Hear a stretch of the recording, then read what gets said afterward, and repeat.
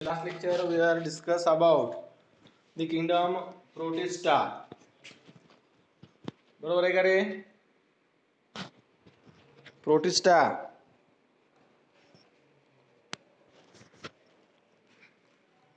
Protista kingdom बद्दल जर आपण पाहिलं तर यूकॅरियोटिक टाइपच्या ऑर्गॅनिझमचा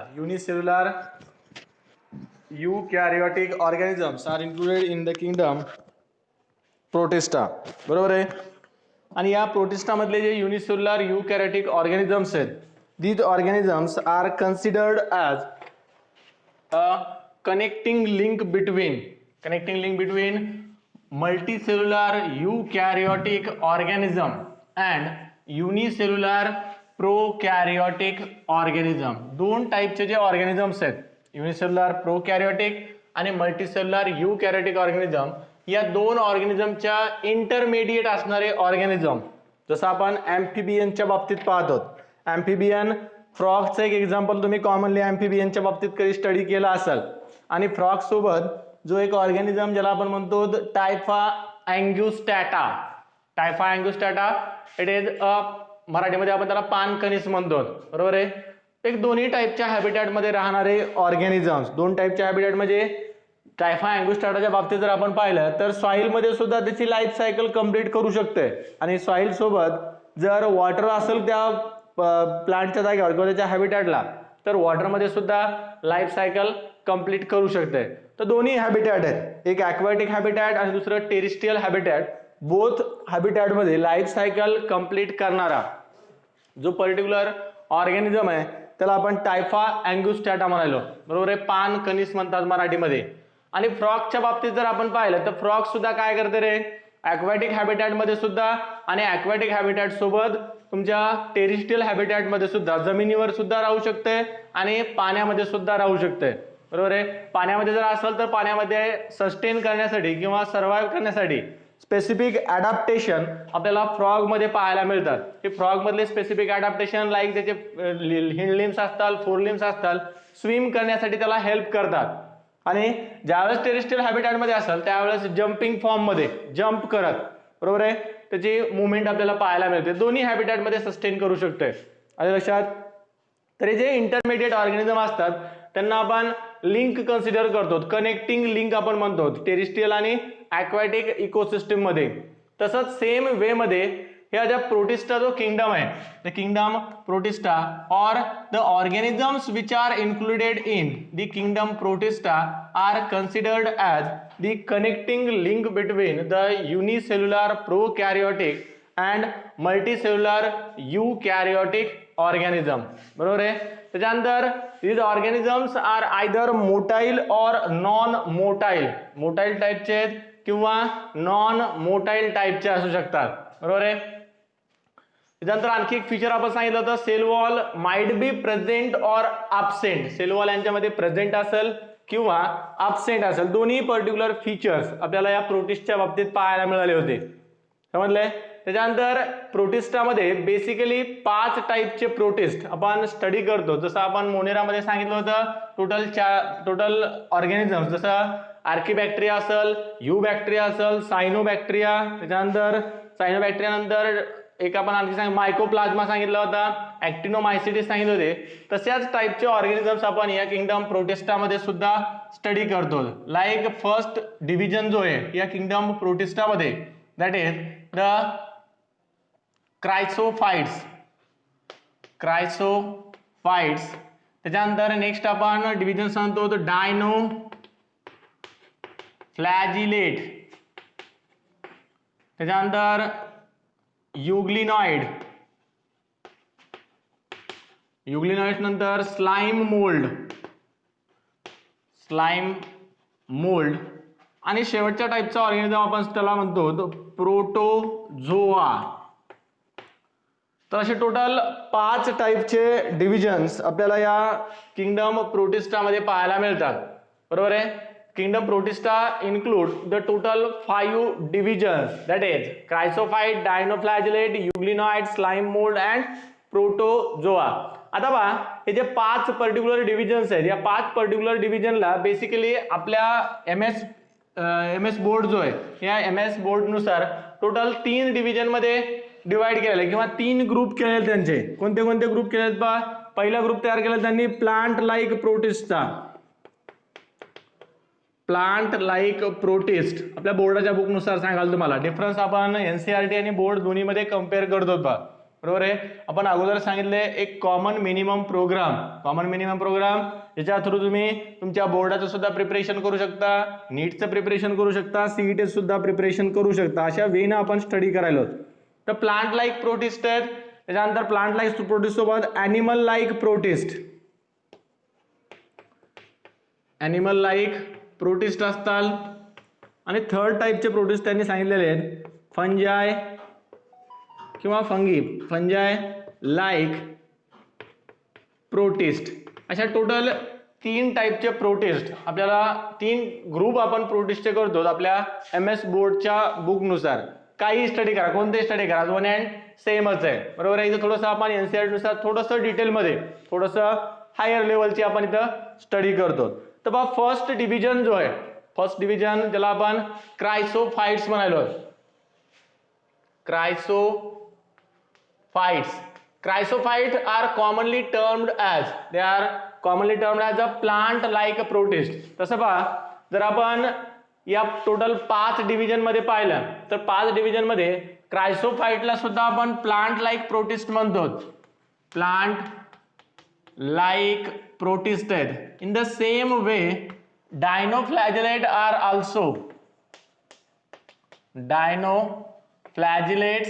are also a plant like protist. दोन्ही पर्टिक्युलर प्लांट लाईक प्रोटिस्ट आहेत. आता Y they are termed as a plant like protist, कशामुळे आपण यांना प्लांट लाईक प्रोटिस्ट म्हणणार आहेत पहा. काही सर्टन फीचर्स सांगितलेले आहेत. बरोबर आहे. ज्या फीचरच्या बेसिसवर आपण त्यांना प्लांट लाईक प्रोटिस्ट असं प्रॉपर्टी किंवा एक नेम आपण त्याला असाइन करतो. कशामुळे असाइन करतात प्लांट लाईक प्रोटिस्टचे नेम. आपण प्लांटचे जर फीचर पाहिले तर प्लांटच्या फीचरमध्ये सर्वात इम्पॉर्टंट सर्वात मेजर फीचर आपल्याला प्लांटचं पाहायला मिळतंय. That is plants are autotrophic in their mode of nutrition. प्लांटचा आपण न्यूट्रिशनचा मोड जर पाहिला तर ॲटोट्रॉपिक मोड ऑफ न्यूट्रिशन पाहायला मिळते. त्याच्यासोबत ॲटोट्रॉपिक मध्ये बेसिकली आपण जर सांगितलं तर ॲटोट्रॉपिक मोड ऑफ न्यूट्रिशन आपल्याला प्लांट मध्ये पाहायला मिळते.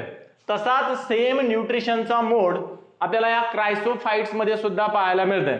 त्याच्यानंतर प्लांट्स मध्ये नेक्स्ट इम्पॉर्टंट फीचर आपण प्लांटचं जर पाहिलं तर प्लांट मध्ये आपल्याला त्यांची मुवमेंट आपण पाहतो नॉन मायग्रेटरी टाईपचे, नॉन मायग्रेटरी किंवा आपण त्याला म्हणू नॉन मोटाईल टाईपचे ऑर्गॅनिझम्स आहेत which do not show any movement completely आपल्याला प्लांट मध्ये अब्सेंट असलेले पाहायला मिळते.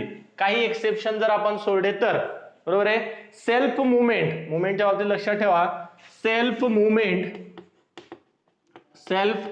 Movement is completely absent in case of plants. In the same way, chrysophytes also do not show any movement. आता movement करण्यासाठी काही पर्टिक्युलर प्रोटिस्ट मध्ये आपल्याला मुवमेंट सुद्धा पाहायला मिळते. There are certain protist which show a active movement, self movement सुद्धा exhibit करतात. त्या पर्टिक्युलर सेल्फ मुवमेंट साठी त्यांच्याकडे फ्लॅजेला प्रेझेंट असतात. But the chrysophytes lack the flagella. They do not have the flagella. फ्लॅजेलाची ओरिजिन आपल्याला प्रोटिस्ट मध्ये जर पाहायचे असेल तर प्रोटिस्ट मध्ये या डायनोफ्लॅजिलेट पासून आपल्याला फ्लॅजेला ओरिजिनेट झालेला पाहायला मिळते. डायनोफ्लॅजिलेट. बरोबर आहे. फ्लॅजेला प्रेझेंट आहे आणि फ्लॅजेला प्रेझेंट असून किती टाईपचा फ्लॅजेला आहे त्यामध्ये, किती फ्लॅजेला आहेत? They are provided with a 2 फ्लॅजेला. मग युग्लिनाइड मध्ये आपल्याला फ्लॅजेला पाहायला मिळते, स्लाइम मोल्ड्स मध्ये आणि पुढे प्रोटोझोआ मध्ये सुद्धा आपल्याला फ्लॅजेला पाहायला मिळते. सिलिया आणि फ्लॅजेला दोन्ही कंबाइनली एकाच पर्टिक्युलर प्रोटिस्ट वर आपल्याला पाहायला मिळू शकतात. किंवा there are certain protist which have a flagella only and some they have only a cilia.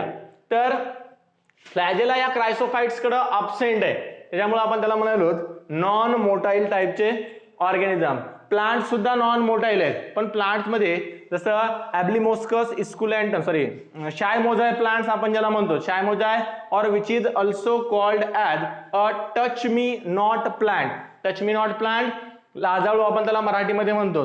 ह्या लाजाळूमध्ये आपल्याला सेल्फ मुवमेंट पाहायला मिळते, बरोबर आहे. पण लाजाळू व्यतिरिक्त जर बाकीचे आपण प्लांट्स कम्पेअर केले किंवा बाकीच्या प्लांट्स मधले आपण मुवमेंट जर पाहिले तर सेल्फ मुवमेंट त्यांच्यामध्ये आपल्याला पाहायला मिळत नाही. मुवमेंट आपल्याला प्लांट मध्ये पाहायला मिळते, बरोबर. कशी मुवमेंट पाहायला मिळते रे? झाडाचे किंवा जे प्लांट्स आहेत त्या प्लांटचे जे लीव्स असतात हे लीफ वॉटर करंट नुसार, एअर करंट नुसार, जसं हवा असेल पाणी असेल त्या हवेनुसार पाण्यानुसार काय करत असतात, त्यांची मुवमेंट एक्झिबिट करतात. वारा सुटल्यानंतर झाडाचे पानं हललेले दिसतात आपल्याला, पण स्वतःहून मुवमेंट आहे त्यांची रे? वारा सुटल्यानंतर पानं म्हणतात का काय वारा सुटले मस्त, नाचतात का असे? नाही.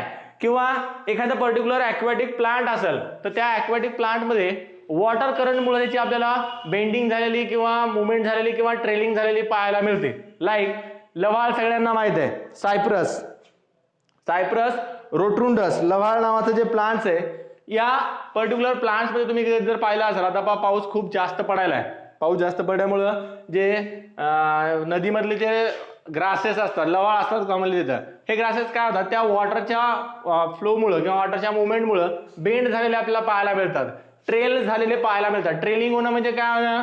जमिनीवर टेकणं. तर ट्रेलिंग त्यांची टाईपची मुवमेंट किंवा बेंडिंग टाईपची मुवमेंट्स आपल्याला या सायप्रसमध्ये कॉमनली पाहायला मिळते.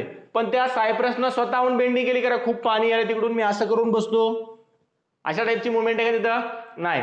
प्लांट्स मध्ये आपल्याला मुवमेंट पाहायला मिळते, पण ही सेल्फ मुवमेंट नाही प्लांट मधली, बरोबर आहे. स्वतःवरून मुवमेंट करत नाहीत प्लांट, त्यांची मुवमेंट डिपेंड असते आयदर वॉटर करंटवर किंवा एअर करंटवर, बरोबर आहे. एअर करंट म्हणजे हवेचं जे प्रेशर आहे, एअरचं जे प्रेशर आहे, या एअरच्या प्रेशरमुळे आपल्याला त्यांच्यामध्ये मुवमेंट पाहायला मिळते, किंवा वॉटरचं जे करंट, वॉटर करंट म्हणजे वॉटरचा जो फ्लो आहे, वॉटरचं जे प्रेशर आहे, त्या वॉटर प्रेशरमुळे सुद्धा आपल्याला प्लांटमध्ये मुवमेंट पाहायला मिळते.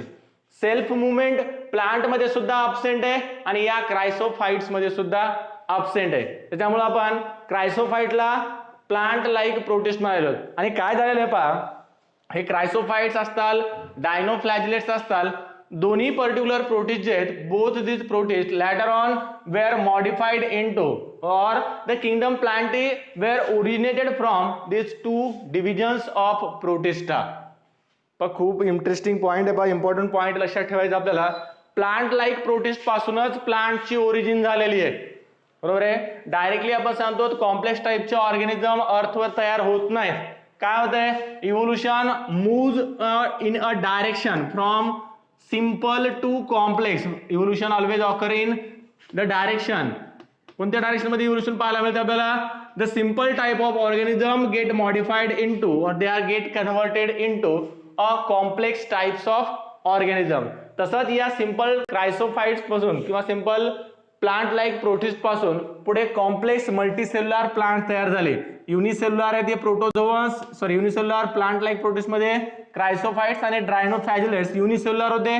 पुढे किंगडम प्लांटीमध्ये आल्गी असाल, ब्रायोफाइट्स असतात, त्याच्यानंतर टेरिडोफाइट्स असतात, जिम्नोस्पर्म असतात, अँजिओस्पर्म असतात. हे एंटायर हायर टाईपचे जे प्लांट्स आहेत या प्लांट लाईक प्रोटिस्ट पासून पुढे काय झालेले आहेत? इव्हॉल्व्ह झालेले आहेत. समजलंय? तर प्लांट लाईक प्रोटिस्ट आपण म्हणालो कारण या पर्टिक्युलर प्रोटिस्ट मध्ये आपल्याला ॲटोट्रॉपिक मोड ऑफ न्यूट्रिशन पाहायला मिळते. नॉन मोटाईल टाईपचे ऑर्गॅनिझम्स आहेत, बरोबर आहे. जनरली सेल्फ मुवमेंट एक्झिबिट करत नाहीत, सेल्फ मुवमेंट कम्प्लिटली यांच्यामध्ये अब्सेंट आहे. त्याच्यानंतर आणखीन एक feature that is the feature which is resemble with a plant, that is the presence of certain photosynthetic pigment. Photosynthetic pigment, काही पर्टिक्युलर फोटोसिंथेटिक पिगमेंट्स आहेत जे आपल्याला कॉमनली क्रायसोफाइट्स मध्ये सुद्धा आणि क्रायसोफाइट्स सोबत प्लांट्स मध्ये सुद्धा पाहायला मिळतात. एक पिगमेंट पहा ज्याला आपण इसेन्शियल पिगमेंट कन्सिडर करतो, that is the chlorophyll A. Chlorophyll A is considered as a essential pigment in the photosynthesis. This chlorophyll A is present in chrysophytes as well as in a kingdom Plantae. Entire organisms which are included in the kingdom Plantae will be provided with or they are having a chlorophyll A as a essential photosynthetic pigment. Essential pigment कशामुळे म्हणतात, कारण photosynthesis मध्ये directly light energy harvest करण्याचं काम हा chlorophyll A करतंय, बरोबर आहे. लाईट एनर्जी ट्रॅप करायची, लाईट एनर्जी हार्वेस्ट करायची, त्या लाईट एनर्जीचं हार्वेस्टिंग करण्याचं काम, डायरेक्टली ती लाईट एनर्जी ऍब्सॉर्ब करण्याचं काम क्लोरोफिल ए करतात. आणि हेच chlorophyll A, same chlorophyll will convert this light energy into a chemical energy that is the ATP, बरोबर आहे. आणि नंतर मग आपण लाईट रिएक्शन संपल्यानंतर डायरेक्ट रिएक्शन मध्ये लाईट रिएक्शन सिंथेसाइज केलेले जे एटीपी मॉलिक्युल्स आहेत त्या पर्टिक्युलर एटीपी मॉलिक्युलचा फूड मटेरियलच्या दॅट इज द ग्लुकोजच्या सिंथेसिससाठी आपण काय करतो, यूज करतो. तर क्लोरोफिल ए प्रेझेंट आहे. त्याच्यानंतर क्लोरोफिल ए सोबत बीटा कॅरोटीन नावाचा एक पर्टिक्युलर मॉलिक्यूल आहे, जो बीटा कॅरोटीन सुद्धा या प्लांट लाईक प्रोटिस्ट मध्ये किंवा क्रायसोफाइट्स मध्ये आपल्याला पाहायला मिळते. बीटा कॅरोटीन सोबत आणखीन एक पर्टिक्युलर पिगमेंट ज्याला फ्युकोझॅन्थिन नावाचा एक पिगमेंट जो आपल्याला कॉमनली या प्लांट लाईक प्रोटिस्ट मध्ये पाहायला मिळते. आता बघा काय होतंय, बीटा कॅरोटीन त्याला आपण कॅरोटीनॉइड्स मध्ये इन्क्लूड करतो. This beta carotene protect the chlorophyll A from the photo oxidation or from photo damage, बरोबर आहे. लाईट मुळे जी एक्सटेन्सिव्ह लाईट एनर्जी आहे किंवा लाईट एनर्जी जर कमी वेव्हलेंथ जेवढी वेव्हलेंथ लाईटची कमी असेल तेवढी एनर्जी त्या पर्टिक्युलर लाईटच्या वेव्हज मध्ये कशी असते, जास्त असते. जर कमी वेव्हलेंथची लाईट आली, जी लाईट हे क्लोरोफिल ए ने जर ऍब्सॉर्ब केली तर क्लोरोफिल ए डॅमेज होतात, बरोबर आहे. आणि या क्लोरोफिल ए कॅरोटीनॉइड्स, त्याच्यानंतर झॅन्थोफिल, फायकोबिलेन्स, फायकोसायनिन, फायकोएरिथ्रिन या पर्टिक्युलर पिगमेंट पासून तयार झालेल्या ज्या फोटोसिस्टम्स आहेत, आयदर ती फोटोसिस्टम फर्स्ट असेल किंवा फोटोसिस्टम सेकंड असेल, या फोटोसिस्टम डॅमेज होऊ शकतात. मग या फोटोसिस्टमला डॅमेज होण्यापासून प्रिव्हेंट करण्यासाठी किंवा फोटोसिस्टमला प्रोटेक्ट करण्यासाठी असणारा हा पर्टिक्युलर पिगमेंट आहे ज्याला आपण म्हणतो बीटा कॅरोटीन. त्याच्यानंतर फ्युकोझॅन्थिन, बरोबर आहे. फ्युकोझॅन्थिन नावाचा जो पर्टिक्युलर पिगमेंट आहे, हा पिगमेंट या क्रायसोफाइट्सला एक पर्टिक्युलर कलर इम्पार्ट करते. कोणता कलर इम्पार्ट करते रे? It this pigment collectively impart a golden colour to the chrysophytes. Golden colour आहे यांचा, बरोबर आहे. गोल्डन कलर आहे आणि गोल्डन कलर असून त्यांना आणखी एक टर्म यूज केला जाते बा. Due to their colour they are also termed as a golden algae. काय म्हणतात या क्रायसोफाइटला रे? गोल्डन ॲल्गी सुद्धा म्हणतात. आता गोल्डन ॲल्गी कशामुळे म्हणालो? कारण त्यांचा कलर गोल्डन आहे, शायनिंग टाइपचा कलर आहे, शाईन करतात, बरोबर आहे. शाईन करतात त्याच्यामुळे आपण त्यांना गोल्डन ॲल्गी म्हणालो. गोल्डन ॲल्गी सोबत जर वर्ड आपण यूज केला तर कन्फ्यूज व्हायचं नाही. Golden algae are included in the kingdom Plantae, Protista, Monera, fungi. Answer द्या 10 सेकंदामध्ये फक्त. Golden algaes are included in the kingdom Monera, Protista, fungi, plenty.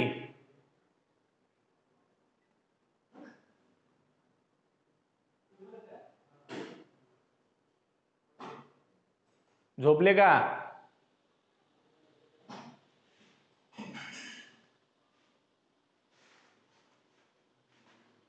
Protista Moin Khan, हो झोपला का? बर, झोपला का खान? मग हो काय म्हणायला? नो. बर.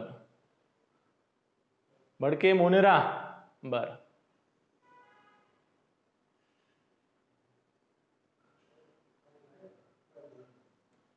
गोल्डन आल्गीचा किंगडम सांगा मला. आल्गी आर इन्क्लुडेड इन, अगोदर एका प्रश्नाचं उत्तर द्या. Algae included in Monera, Protista, fungi, Plantae. Algaes are included in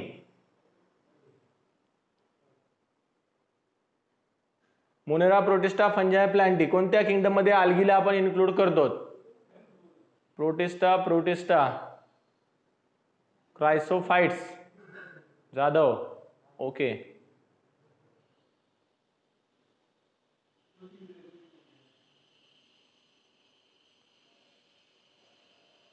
आल्गीला कुठे इन्क्लूड करतो जाधव?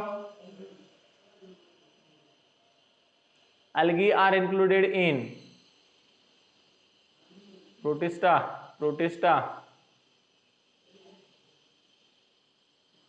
प्रोटिस्टा,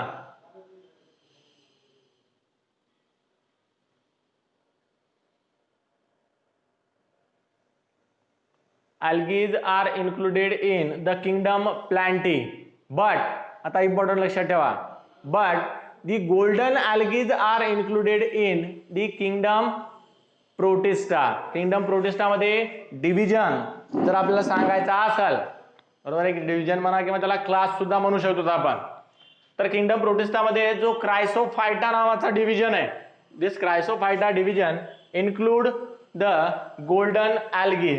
पण तुम्हाला कन्फ्युजन पुढे क्रिएट होऊ नये, आताच आपलं कन्फ्युजन आपलं दूर होण्यासाठी, बरोबर आहे, आपल्या मनामध्ये अशा काही शंका न राहिल्या पाहिजे, बरोबर आहे, क्रिस्टल क्लिअर आपल्या कन्सेप्ट असल्या पाहिजे बा, बरोबर आहे. गोल्डन algae इन्क्लूड करतात प्रोटिस्टा मध्येच, बरोबर आहे, याला म्हणतात क्रिस्टल क्लिअर कन्सेप्ट. मग गोल्डन algae प्रोटिस्टा मध्ये असेल का? नाही नाही, मोनेरा मध्ये सांगितलं होतं सर ना, नाही नाही, प्लांट म्हणलेले सर algae तर प्लांट मध्ये आहेत. मग असं कन्फ्युजन आपला पुढे होऊ नये याच्यासाठी आपल्याला कन्सेप्ट एवढ्या क्लिअर करायच्यात, इतक्या क्लिअर करायच्यात, त्याला आपण एक टर्म आपल्या सायन्समध्ये किंवा आपल्या बायोलॉजीच्या फील्डमध्ये किंवा टीचिंगमध्ये नेहमी आम्ही यूज करतो, crystal clear concept. Crystal clear water तुम्हाला माहित असेल, बरोबर आहे, ज्यामध्ये तुम्ही तुमचा चेहरा पाहू शकता, इतकं स्वच्छ पाणी, बरोबर आहे, काही खडा नाही, माती नाही, दगड नाही, धोंडा नाही, काही नाही, तसं आपल्या कन्सेप्ट असल्या पाहिजे, एकदम क्रिस्टल क्लिअर, बरोबर आहे, काहीच कन्फ्युजन नाही. कधीही विचारलं, झोपेतून उठले तरी विचारलं तरी तेच सांगायले, झोपल्यानंतर विचारलं तरी तेच सांगायले, कधी विचारलं तरी सेम कन्सेप्ट आपल्याला माहिती आहे, क्लिअर माहिती आहे, त्याला आपण म्हणतो क्रिस्टल क्लिअर कन्सेप्ट. तर काय लक्षात ठेवायचं बा, golden algae are included in the kingdom Protista, बरोबर आहे, कुठे इन्क्लूड करतो आपण त्याला? प्रोटिस्टा मध्ये. आणि algae आपण कुठे इन्क्लूड करतो रे? algae are included in the kingdom Plantae, बरोबर आहे, कोणत्या याच्यामध्ये इन्क्लूड करायचं आपल्याला त्याला? algae are included in the kingdom Plantae. Kingdom Plantae मधला सर्वात प्रिमेटिव्ह टाईपचा ऑर्गॅनिझम आहे हा algae, बरोबर आहे, सर्वात सिंपल टाईपचं ऑर्गनायझेशन असणाऱ्या, सिंपल स्ट्रक्चर असणाऱ्या पर्टिक्युलर ऑर्गॅनिझम्स त्यांना आपण algae म्हणतो. मोस्टली ॲक्वॅटिक टाईपचे ऑर्गॅनिझम्स आहेत, सम आर टेरिस्ट्रियल, समजलंय. त्याच्यानंतर बघा, क्रायसोफाइटचा आपण गोल्डन कलर नुसार त्यांना गोल्डन algae म्हणलो. लक्षात. आता यांचा हॅबिटॅट जर आपण पाहिला, हॅबिटॅट म्हणजे आपण सांगतो habitat it is a place where these organisms और दीज ऑर्गॅनिझम सर्वाइव्ह. अशा पर्टिक्युलर प्लेस, ज्या पर्टिक्युलर प्लेसेसला हे ऑर्गॅनिझम सस्टेन करतात, सर्वाइव्ह करतात. आता या प्रोटिस्ट मध्ये हे जे क्रायसोफाइट्स आहेत, these chrysophytes are they may be marine water, they may survive in a marine water or they may be found in a fresh water. Fresh water मध्ये सुद्धा राहतात आणि मराइन वॉटर मध्ये सुद्धा सस्टेन करतात, दोन्ही पर्टिक्युलर टाईपच्या वॉटर मध्ये सर्वाइव्ह करू शकतात. पण मराइन वॉटर मधले फ्रेश वॉटर मध्ये नाही आणि फ्रेश वॉटर मधले मराइन वॉटर मध्ये नाही, हा कन्सेप्ट आपल्या लक्षात राहायला पाहिजे, बरोबर आहे. त्याचा जो हॅबिटॅट आहे, हॅबिटॅट मध्ये आपल्याला डायव्हर्सिटी पाहायला मिळाली, बरोबर आहे, हॅबिटॅट मध्ये आपल्याला डायव्हर्सिटी पाहायला मिळेल. आपण आपल्या गावात सुद्धा राहू शकतो, मामाच्या गावात सुद्धा राहू शकतो, दोन्ही पर्टिक्युलर प्लेसेसवर आपण राहू शकतो, बरोबर आहे. पण एखादा इंडिव्हिज्युअल जो फक्त त्याच सेम हॅबिटॅट मध्ये राहत आहे, त्याचा जर हॅबिटॅट आपण चेंज केला तर तो बाकी बाहेर सस्टेन करू शकत नाही. जसं फिशला आपण पाहतो, फिश कम्प्लिटली ॲक्वॅटिकच आहेत, बरोबर आहे, कम्प्लिटली ॲक्वॅटिक टाईपचे ऑर्गॅनिझम्स आहेत, पाण्याच्या बाहेर काढले तर सर्वाइव्ह करताल का? नाही. तशी सेम कंडिशन आपल्याला इथं या क्रायसोफाइटच्या बाबतीत लक्षात ठेवायची. क्रायसोफाइट्स तुम्हाला मराइन वॉटर मध्ये सुद्धा पाहायला मिळू शकतात आणि फ्रेश वॉटर मध्ये सुद्धा पाहायला मिळू शकतात, पण मराइन वॉटर मधले मराइन वॉटर मध्येच, बरोबर आहे, आणि फ्रेश वॉटर मधले फ्रेश वॉटर मध्येच तुम्हाला पाहायला मिळतात.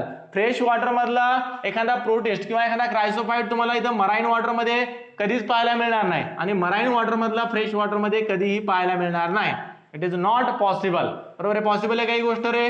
नाही, जिथलचा तिथंच. पण हॅबिटॅट मध्ये डायव्हर्सिटी आहे सगळीकडे, जसं आपण म्हणतो यत्र तत्र सर्वत्र, कुणीकडे आपल्याला लिव्हिंग ऑर्गॅनिझम पाहायला मिळतात, पण ज्या त्या हॅबिटॅट नुसार, बरोबर आहे. आपल्या इथलच्या लोकल प्लेसवर आपल्याला ज्या टाईपचे ऑर्गॅनिझम पाहायला मिळतात तसेच सेम ऑर्गॅनिझम आपण जर काश्मीरमध्ये गेलो तर काश्मीरमध्ये आपल्याला त्या टाईपचे ऑर्गॅनिझम पाहायला मिळणार नाही, बरोबर आहे. तिथे थोडेसे वेगळ्या टाईपचे प्लांट्स असतात, वेगळ्या टाईपचे ॲनिमल्स असतात, ह्युमन बिईंग तेच असतात, पण जरासे व्यवस्थित असतात, बरोबर आहे. गोरेपान असतात, नाकेल असतात, टकाटक असतात, बरोबर आहे.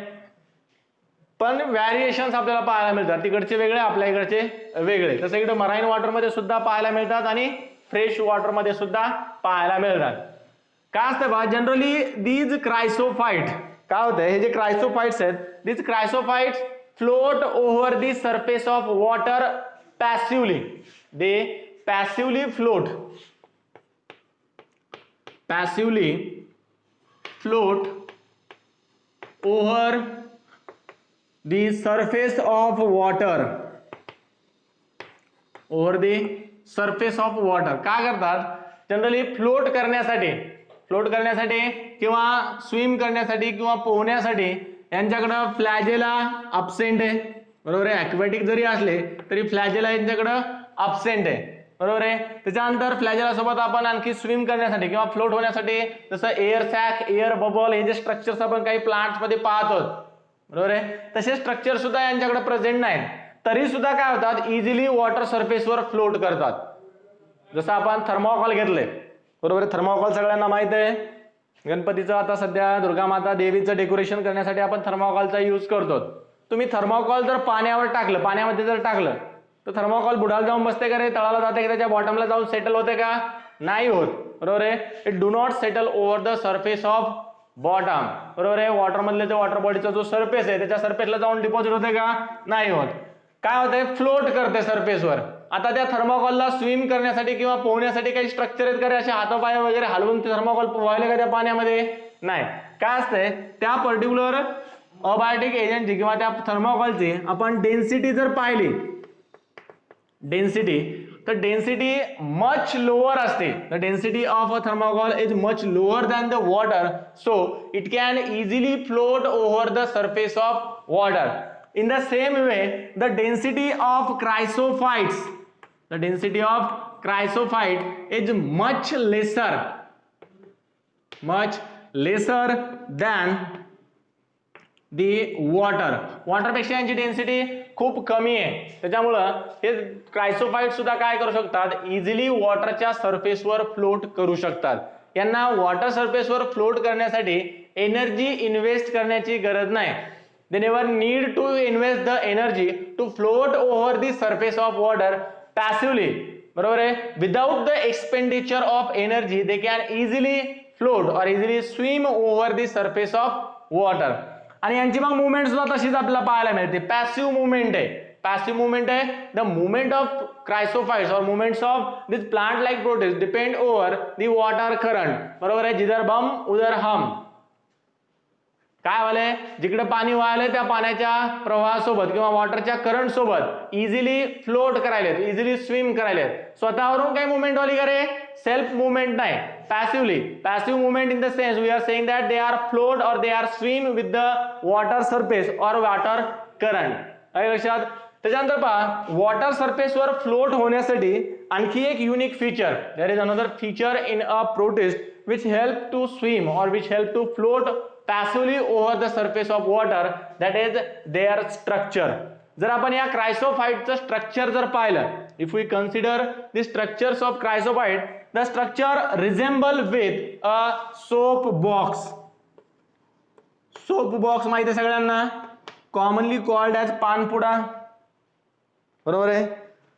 पानपुडा सगळ्यांना माहित असेल, बरोबर. वेगवेगळे शेप असतात त्या पानपुड्यामध्ये. पानपुड्यातले शेप तुम्ही जर पाहिले असताल तर स्टार शेप तुम्हाला पाहायला मिळेल, सर्क्युलर असताल, त्याच्यानंतर रेक्टँग्युलर असताल, ट्रायंगल असताल, त्याच्यानंतर स्क्वेअर असेल, क्युबॉइडल असेल, बऱ्याचशा शेपचे पानपुडे आपल्याला पाहायला मिळतात. असं वरून जर आपण आपल्या हातावर असा पानपुडा ठेवला आणि वरून पाहिलं कसा दिसायला तर, बरोबर आहे. वेगवेगळे शेप आपल्याला त्याच्यामध्ये पाहायला मिळतात. पण जर आपण त्याला साईडनं ऑब्झर्व केलं, हातामध्ये पकडे आणि साईडनं आपण त्याला असं पाहिलं, तर साईडनं ज्यावेळेस ऑब्झर्व करतो त्यावेळेस आपल्याला दोन पर्टिक्युलर कंपोनंट त्या सोप बॉक्स मध्ये पाहायला मिळतात. एक कंपोनंट आपल्याला पाहायला मिळेल त्याची अप्पर लीड आणि लोअर एक कंपोनंट पाहायला मिळेल जे त्याचा मेन कंटेनर आहे. ज्या पर्टिक्युलर कंटेनर मध्ये आपण सोप, त्याच्यानंतर सुपारी, काय बडीशोप, काय जे लवंग, इलायची, अद्रक, लसूण, कांदे, काय जे ठेवायचं तुम्ही त्याच्यामध्ये ठेवू शकता. कांदा लसूण ठेवत नाही बहुतेक, ठेवतात रे. अद्रक लसूण द्या सोडून, एक जस्ट जोकचा पार्ट आहे तो. काय सांगत आपण, अप्पर साईडला एक पर्टिक्युलर त्याचं लीड बरोबर आहे, झाकण आहे त्याचं वरून, आणि लोअर साईडला एक कंटेनर आहे. या दोन पर्टिक्युलर कंपोनंट पासून तयार झालेलं यांचं स्ट्रक्चर आहे. बेसिकली या टाईपचं स्ट्रक्चर आपल्याला कॉमनली पाहायला मिळतं. या क्रायसोफाइटचं एक एक्झाम्पल पहा. बरोबर आहे, दोन एक्झाम्पल आपल्या क्रायसोफाइटच्या आपल्या एनसीईआरटीच्या सिलेबस नुसार लक्षात ठेवायचे. We have to remember the 2 examples of chrysophytes, जे एनसीईआरटी मध्ये सुद्धा दिलेले आहेत, आपल्या बोर्डच्या बुक मध्ये बहुतेक दिलेले नाही, एकच दिलेले आपल्या बोर्डच्या बुक मध्ये. डायॲटम डायॲटम्स एक आहेत, आणि डायॲटम सोबत desmids. Diatoms and desmids are the 2 main examples of the chrysophytes. दोन इम्पॉर्टंट एक्झाम्पल्स आहेत. तुम्हाला क्वेश्चन जर आला तर क्वेश्चन या पर्टिक्युलर दोन या एक्झाम्पल वरूनच येईल पहा. बरोबर आहे, बाकीचे एक्झाम्पल आपल्या बुक मध्ये दिलेले नाही. तर हे डायॲटमचं स्ट्रक्चर आपल्याला या सोप बॉक्स सारखं दिसतंय. डायॲटम्स, या डायॲटम्स मध्ये दोन पर्टिक्युलर ॲटम, डाय मीन्स 2, ॲटम आपल्याला माहिती आहे ॲटम. तर डायॲटम्स मध्ये 2 पर्टिक्युलर कंपोनंट्स आहेत. This 2 components are associate with each other. दोन हे कंपोनंट एकमेकांसोबत असोसिएट आहेत एका पर्टिक्युलर पॅशन मध्ये, एका पर्टिक्युलर स्ट्रक्चर मध्ये. काय झालेलं आहे, in case of these diatoms the upper lead like structure is considered as a epitheca. काय म्हणायचं अप्पर आपल्याला कंपोनंटला, इपिथिका म्हणायचंय. आणि लोअर जो कंटेनर लाईक स्ट्रक्चर आहे, the lower container like structure is termed as a hypotheca. Epitheca and hypotheca असे दोन components आपल्याला डायॲटमच्या स्ट्रक्चर मध्ये पाहायला मिळतात. या दोन कंपोनंटना एनक्लोज केलेलं आतमध्ये सेल्युलर मास त्या डायॲटमचा आपल्याला पाहायला मिळेल. सेल्युलर मास मध्ये आपण सांगणार सायटोप्लाझम असेल, त्याचा सायटोप्लाझम सोबत सेल्युलर ऑर्गनेल्स असतात, membrane bound, non membranes, membrane bound मध्ये डबल मेम्ब्रेन, सिंगल मेम्ब्रेन, सगळे एंटायर स्ट्रक्चर आपल्याला आतमध्ये पाहायला मिळतात. पण एक्सटर्नली आपण त्यांचं स्ट्रक्चर जर ऑब्झर्व केलं तर दोन कंपोनंट आहेत, एक आहे इपिथिका आणि दुसरं आहे hypotheca. Epi means above and hypo means below. Epi upper साइडचं जे कंटेनरचा लीड लाईक स्ट्रक्चर आहे त्याला आपण इपिथिका म्हणालो, आणि लोअर साइडचा जो कंपोनंट आहे त्याला आपण म्हणालो हायपोथिका.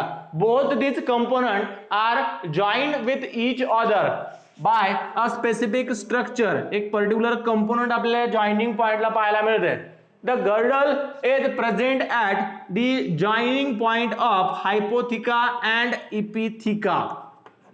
girdle आहे, या पर्टिक्युलर गर्डल लाईक स्ट्रक्चर ना हे दोन जे अप्पर आणि लोअर कंपोनंट्स आहेत, हायपोथिका आणि इपिथिका हे जे दोन कंपोनंट्स आहेत, these 2 components are associate with each other with the help of girdle. बरोबर आहे, girdle which is considered as a joining point of a hypotheca and epitheca. समजलंय. तर हे डायॲटमचं स्ट्रक्चर झालं. आता बघा डायॲटमचे आपण स्ट्रक्चर मध्ये त्याचे जर सेल वॉल जर आपण पाहिले, एवढं हे झालं की सगळं रे.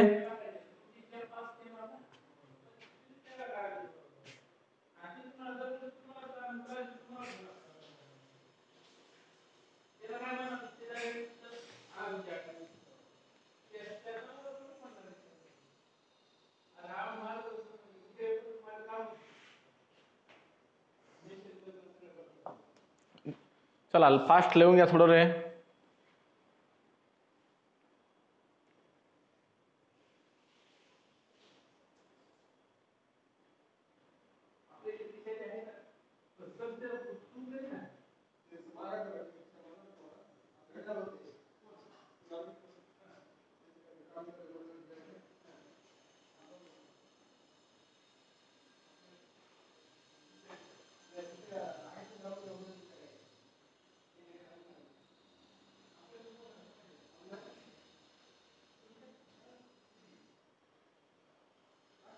झालंय.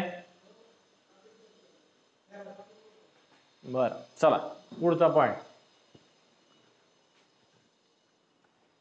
Sale wall of क्रायसोफाइट्स. मोडू करे या साईडचे डायग्राम राहू देऊ त्याची, फक्त काय नाही डायग्राम पानपुडा काढायचा, वरून एक टप्पन काढायचा ढक्कन, खाली एक कंटेनर आणि दोन्हीच्या मधात girdle.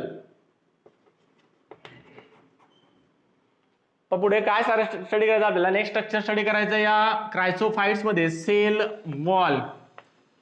The cell wall or the composition of a cell wall in case of chrysophyte is exactly similar with the plant cell wall.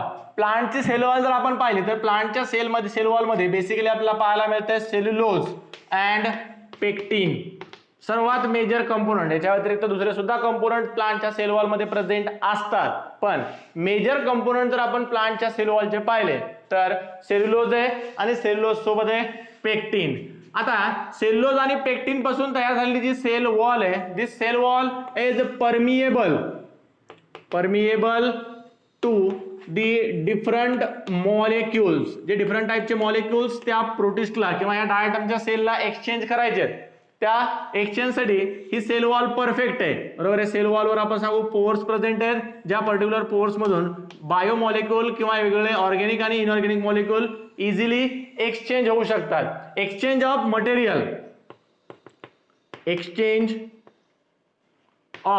Material is possible from a cell wall. पण काय होते बा, as this protist or at this diatom get older and older, काय होत चाललेत, म्हातारे होत चाललेत, लाईफ सायकल त्यांची कंप्लीट होत चालली. जसे जसे त्यांची लाईफ सायकल पुढे फॉरवर्ड करत असते तसं त्यांची जी सेल वॉल आहे, या सेल वॉल मध्ये एका पर्टिक्युलर कंपोनंटचं किंवा एका मॉलिक्युलचं डिपॉझिशन व्हायला सुरुवात होते. मॉलिक्युल आहे सिलिका. बरोबर आहे. कोणता मॉलिक्युल आहे तो? Silica. The extensive deposition of a silica in a cell wall will lead to the increase in the density of a diatom. काय होतंय, डायटमची डेन्सिटी आता वाढायला सुरुवात झाली.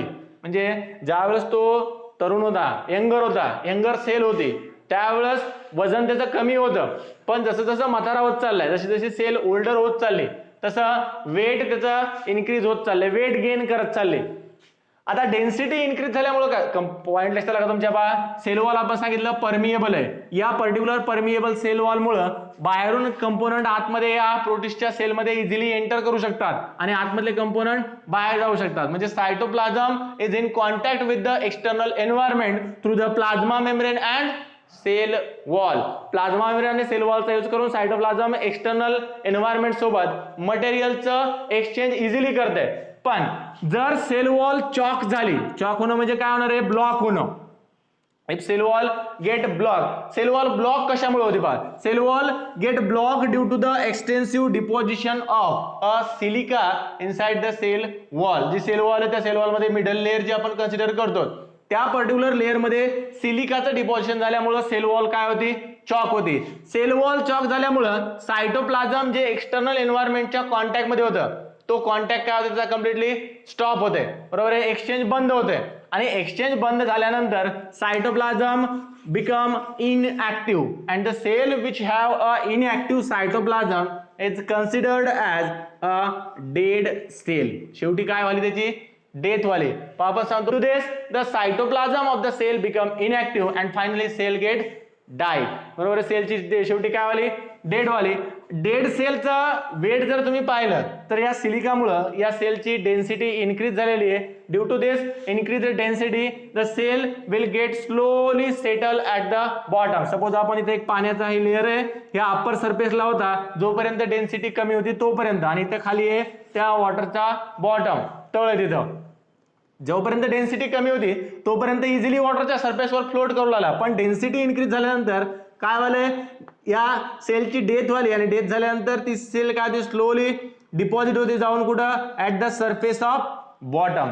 आणि बॉटमला असं कंटिन्युअसली थाउजंड्स ऑफ इयर पर्यंत या डायटम्सचं काय होत गेलेलं आहे, डिपॉझिशन होत गेलेलं आहे त्या वॉटर बॉडीच्या सरफेसला. आणि सरफेसला यांचं एक्सटेन्सिव्ह डिपॉझिशन होऊन एका पर्टिक्युलर सॉइलच्या लेअरचं फॉर्मेशन झालेलं आहे. This soil layer is termed as a diatomaceous earth. Diatomaceous अर्थचं formation झालेलं आहे. ही जी डायॲटोमॅसियस अर्थ आहे, या डायॲटोमॅसियस अर्थचा बऱ्याचशा इकॉनॉमिक पर्पजसाठी आपण यूज करतो. लाईक पहा, जे स्टोन असतात, या स्टोनला जर तुम्हाला पॉलिशिंग करायची असेल, दगडाला जर कलर द्यायचा असेल, स्टोन पॉलिशिंग आपण म्हणतो. जे ऑर्नामेंटल टाईपचे स्टोन्स तुम्ही कुठे पाहिले असताल पहा, मोठमोठ्या म्युझियम मध्ये याच्यामध्ये ठेवलेले असतात कलर देऊन, त्या पर्टिक्युलर स्टोनला पॉलिश करण्यासाठी त्याच्यानंतर फिल्ट्रेशन मटेरियल म्हणून, फिल्ट्रेशन जे जारचं पाणी वगैरे आपण पितो त्या जारच्या पाण्याचं जे फिल्टर असतात त्या फिल्टरमध्ये एक्सटेन्सिव्हली या पर्टिक्युलर डायटोमेसियस अर्थचा यूज केला जात आहे. त्याच्यानंतर जे इन्सुलेटिंग मटेरियल्स असतात, insulating materials in a thermal power station, thermal power station जसं आपल्या इथे परळीला एक थर्मल पॉवर स्टेशन आहे, तिथलचे जे कंटेनर्स आहेत त्या कंटेनरमध्ये ॲज अ इन्सुलेटिंग मटेरियल म्हणून, इन्सुलेटिंग मटेरियल जनरली इन्सुलेटर काय करत असतात, हीटचं एक्सचेंज प्रिव्हेंट करत असतात, स्टॉप करतात, हीट एक्सचेंज होऊ देत नाही सराउंडिंग एन्व्हायरमेंट सोबत, बरोबर आहे. क्लोज्ड टाईपच्या सिस्टीम्स आपण त्याला कन्सिडर करतो, थर्मोडायनामिक्स मध्ये तुम्ही स्टडी करताल बा, बरोबर आहे. तर तशा क्लोज्ड सिस्टीम तयार करण्यासाठी ॲज अ इन्सुलेटिंग मटेरियल म्हणून या डायटोमेसियस अर्थचा आपण खूप कॉमनली यूज करतो. डायटोमेसियस अर्थ काय तुमच्या लक्षात आला असेल बा, the cells which are initially live cells, these live cells start to deposit a silica in their cell wall. Due to the deposition of silica, the cytoplasm get inactive and cell get die. The died cell or the dead cell will be slowly get settled at the bottom of ocean. ओशियनच्या बॉटमला किंवा एखाद्या fresh water रिझर्वायरच्या बॉटमला जाऊन settle होईल आणि या particular सेटलमेंटमुळे continuously एक layer त्या सरफेसवर form volley, एक सॉइलची लेअर फॉर्म व्हाली, त्या पर्टिक्युलर सॉइलच्या लेअरला आपण म्हणतो diatomaceous earth. This diatomaceous earth has a economic importance, commonly used as a insulating material, filtration material, polishing material, etc. एवढे त्याचे युजेस लक्षात ठेवायचे आहेत. आणि क्रायसोफाइटचे दोन एक्झाम्पल लक्षात ठेवायचे आहेत. कोणते कोणते दोन एक्झाम्पल सांगितले आपण, डायटॉमिक आणि डायटॉम सोबत डेस्मिड्स एक, असे दोन इम्पॉर्टंट एक्झाम्पल्स आहेत या क्रायसोफाइटचे जे तुम्हाला लक्षात ठेवायचे. क्वेश्चन जर आला तर त्या एक्झाम्पलच्या बेसिसवर जर क्वेश्चन विचारला तर हे दोनच एक्झाम्पल एनसीईआरटीच्या बुकमध्ये दिलेले आहेत. पहा लक्षात, आपल्या बोर्डच्या बुकमध्ये तर फक्त डायटॉमच हे एकच एक्झाम्पल दिलेले आहे, त्यामुळे बोर्डसाठी एकच लक्षात ठेवायचं, एनसीईआरटी साठी नीटसाठी तुम्हाला दोन्ही एक्झाम्पल लक्षात ठेवावं लागतात. समजलंय. Desmids and diatoms, diatoms which are made up from the two cells, एक पर्टिक्युलर हाफ कंपोनंट आपण त्याला कन्सिडर करतो इपिथिका आणि हा त्याचा सेकंड हाफ कंपोनंट आहे हायपोथिका. समजलंय. तर इथं आपले क्रायसोफाइट्स संपलेत पहा, समजले असतात सगळ्यांना. उद्या आपण क्रायसोफाइट नंतर डायनोफ्लॅजिलेट जे आहेत या डायनोफ्लॅजिलेट्स बद्दल आणि डायनोफ्लॅजिलेट सोबत आपण युग्लिनॉइड सुद्धा उद्याच्या लेक्चरमध्ये आपण डिस्कस करू. तर डायनोफ्लॅजिलेट्स, युग्लिनॉइड उद्या आणि स्लाइम मोल्ड्स प्लस प्रोटोझोअन्स नेक्स्ट लेक्चरमध्ये. एक शेवटचा किंगडम राहिला आपला या आठवड्यात, हा चॅप्टर फिनिश होतोय पहा, फंजाय.